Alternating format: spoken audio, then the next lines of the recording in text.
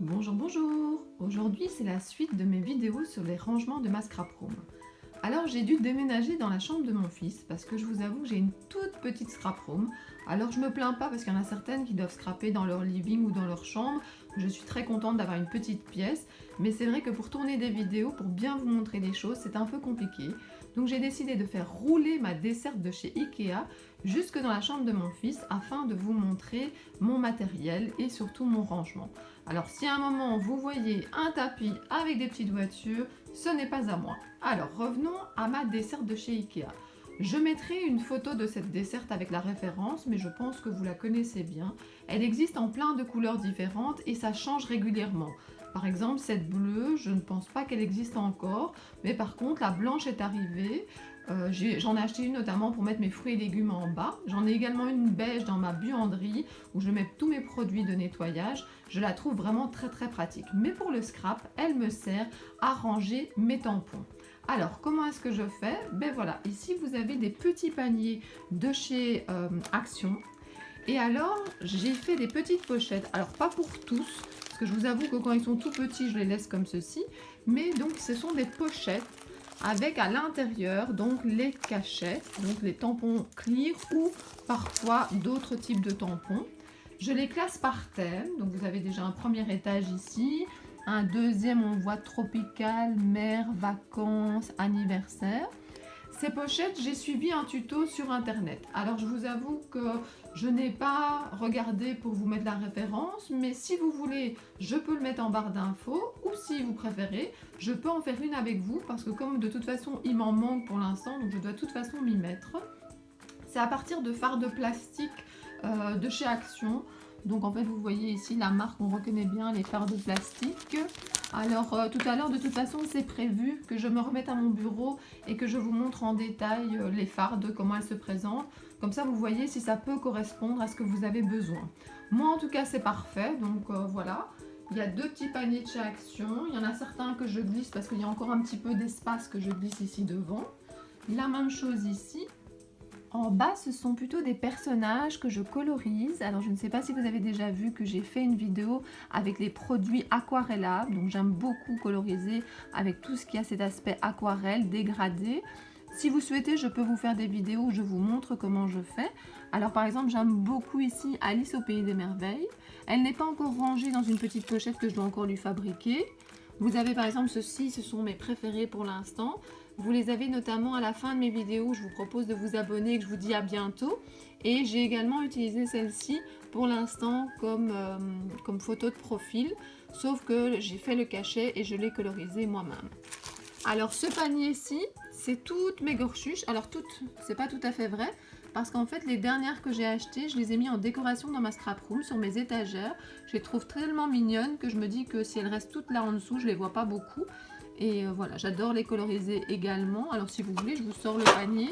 C'est également, alors ça c'est un panier de chez Ikea que vous pouvez acheter et mettre donc dans cette desserte. Donc voilà, je range dans ce sens-ci l'écran. Et alors ici, il y a quand même déjà pas mal de petits. C'est très pratique, hein. Quand vous en avez besoin, vous prenez ça sur le bureau. Ça rentre très facilement. Vous pouvez également mettre une petite pochette comme ça ici à soufflet sur le côté. Ça me permet de mettre certains thèmes ici également. Qu'est-ce que je peux encore vous montrer? Alors je vais aller sur le côté. Ici, c'est pour embosser en fait. C'est lorsque vous faites de l'embossage avec de la poudre. Vous mettez votre cachet ici, votre feuille. Vous mettez la poudre et le surplus en fait reste dans la plaque et vous pouvez après le remettre dans un pot. J'ai fait une vidéo haul où je faisais une création où je vous montrais comment embosser. N'hésitez pas à aller la regarder. Ma petite ramassette, parce que je fais toujours beaucoup de bazar et beaucoup de saleté quand je scrape ou quand je fais de la carterie. Donc ça me permet comme ça de tout nettoyer. Alors, la deuxième partie de la vidéo, je voulais vous montrer aussi comment je range tout ce qui est pochoir. J'aime beaucoup faire aussi du mix média.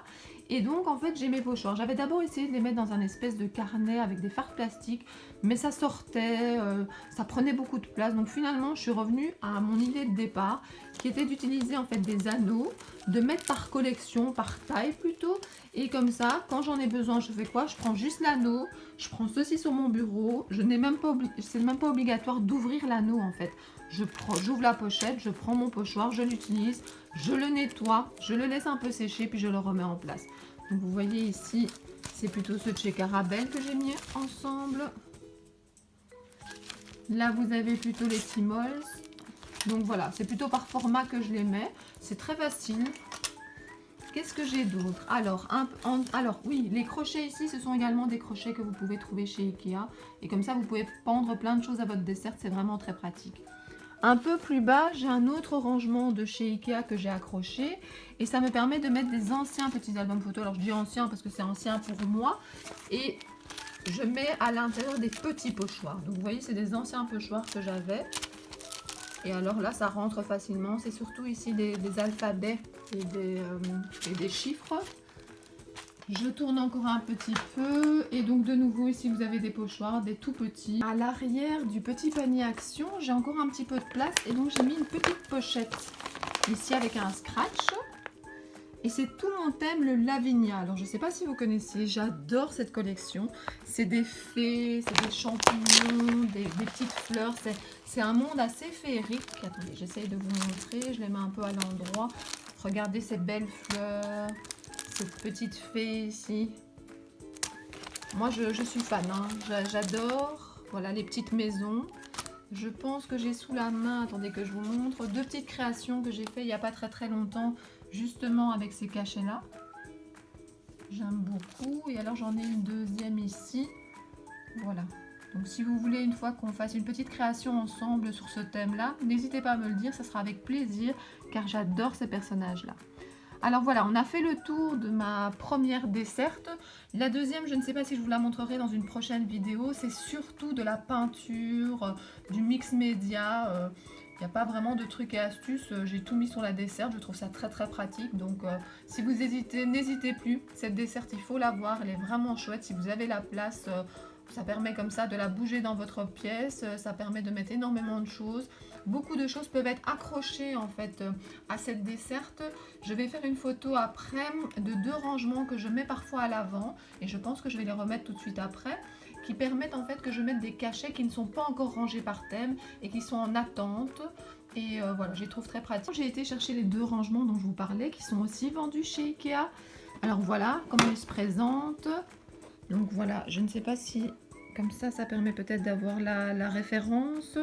Donc en fait ce rangement là s'accroche très facilement ici à l'avant de la scrap mobile, moi je l'appelle scrap mobile, et vous pouvez y mettre en fait des cachets. Alors regardez un petit peu, si je prends une grande planche comme par exemple celle-ci avec les attrape-rêves, regardez, elle permet quand même de rentrer. Moi j'utilise plutôt, donc comme je vous ai dit, pour mettre des cachets en attente, soit parce qu'ils doivent être rangés, soit parce que je veux les utiliser. Donc vous pouvez tout à fait en ranger si vous n'avez pas assez de place, donc remettre des catégories, des thèmes ici à l'avant. Donc regardez, c'est très facile, regardez, ça c'est un cachet d'Azoline. Alors j'adore les cachets d'Azoline, c'est même la première catégorie ici devant, avant Carabelle. Je trouve qu'elle fait des fantastiques cachets. Ces ateliers sont vraiment très chouettes aussi. J'ai déjà eu le plaisir de la rencontrer plusieurs fois à des ateliers. Donc si vous ne connaissez pas, n'hésitez pas à aller voir sur le site de Carabelle tous les beaux cachets qu'elle fait. Je fais un petit peu de pub là. Regardez les belles fleurs. Regardez ça ici, j'aime beaucoup aussi la sirène. De nouveau, comme les Lavinia, si vous voulez, on peut faire une création ensemble avec ces cachets. Celle-ci par exemple, j'ai fait un très beau cadre. Enfin, moi je le trouve très beau, en tout cas ma maman m'a dit aussi. J'ai fait un cadre avec ce petit personnage là. Pour moi c'est une petite scrapeuse, une petite créative, et j'ai fait un cadre pour ma maman pour sa scrap room. Donc voilà, je vous remontre une fois de loin.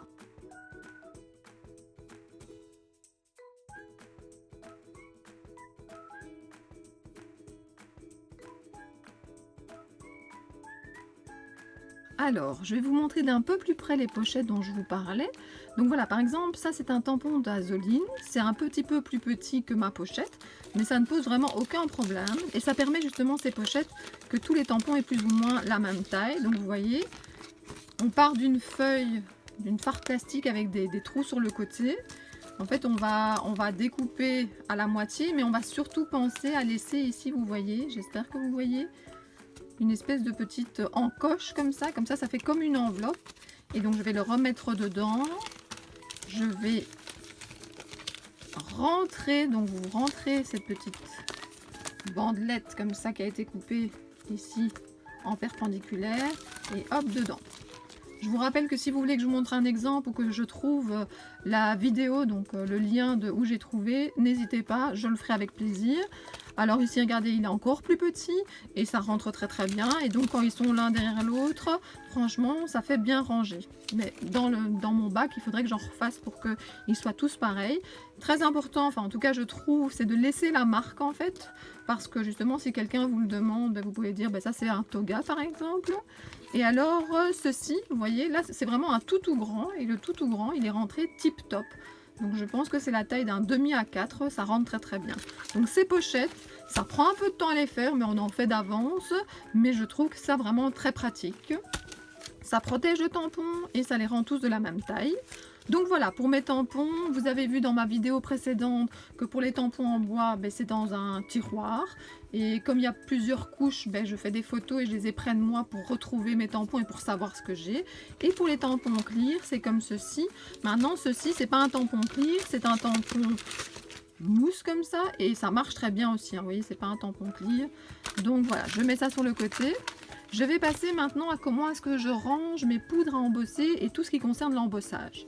Alors, j'ai trouvé ces petites valises, en fait, c'est de la marque Wow, c'est marqué dessus.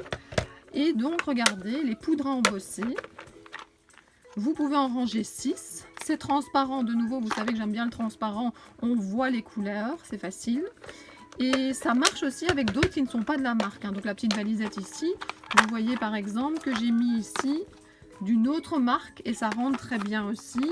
Là, c'est Artemio, pas de problème non plus. Donc voilà, maintenant quand j'en ai des plus grandes, donc regardez ici, Easing, c'est simplement dans mon petit tiroir.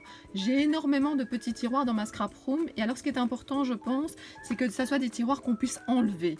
C'est-à-dire qu'une fois j'ai acheté un rangement mais le tiroir ne s'enlevait pas, c'était pas pratique. Mais quand les tiroirs peuvent s'enlever, hop, on le retire, on le met à côté de nous sur notre plan de travail et quand on a fini, c'est super simple à ranger et on reglisse donc dans le rangement. Alors j'ai déjà dit ça dans une précédente vidéo parce que dans une vidéo haul j'ai fait une création avec de l'embossage et j'avais utilisé notamment, alors que je le retrouve, voilà le gold ici et je vous avais dit que j'aimais beaucoup cet aspect diamant qu'il y a au-dessus chez les Nuvo. C'est-à-dire que donc, je répète, soit c'est dans la petite valisette, dans mon tiroir comme ça c'est regroupé avec les autres. Si ça ne rentre pas dans la valisette, je mets ça à côté. Ce qui est important c'est que tout soit ensemble. Et sinon les 2-3 couleurs que j'utilise très très souvent sont ici à côté de moi. Comme par exemple le noir pour embosser, pour faire de la colorisation. Il est juste à côté de moi. Je voulais aussi vous parler de 2 autres produits. Regardez ceci, en fait c'est pour faire de l'embossage, mais cet embossage on le fait par en dessous. C'est-à-dire qu'on ne chauffe pas avec son heat gun, donc je rappelle le heat gun c'est ceci. On ne chauffe pas par au-dessus, comme on fait classiquement, mais par en dessous. Ça fait des petits effets comme ça, un peu comme s'il y avait eu des étoiles ou des petits flocons. Enfin, c'est très très très très beau. Donc, et sur les couleurs, sur du noir par exemple, ça donne très bien. Donc si vous voulez que je fasse un tuto, n'hésitez pas, demandez-moi. J'ai besoin de votre aide parce que je ne sais pas toujours les vidéos qui vous intéresseraient, donc n'hésitez pas à me le dire. Et je voulais encore vous parler d'une dernière petite chose, c'est ce petit coussin. Dans ma vidéo justement où j'ai fait de l'embossage et que j'ai utilisé le foil, j'ai utilisé ce coussin et c'est ma copine Monique qui me l'a fait. Donc d'abord merci Monique, ça fait longtemps que tu me l'as fabriqué et j'en suis très contente.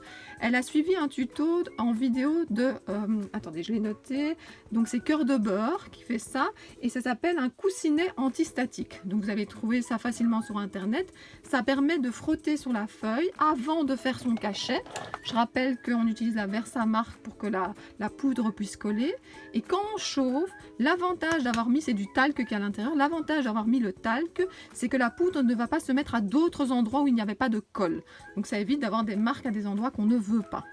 Donc voilà, je pense que j'ai fait le tour. Je réfléchis. Alors j'ai d'autres idées de vidéos pour le rangement, mais je n'ai pas encore terminé ce que je voulais faire pour pouvoir vous les montrer. Donc ça sera dans la 3e vidéo. N'hésitez pas à vous abonner si vous ne voulez pas la manquer. N'hésitez pas à me donner des idées de vidéos. Et je remercie déjà toutes celles qui me suivent et je vous dis à très bientôt. Au revoir!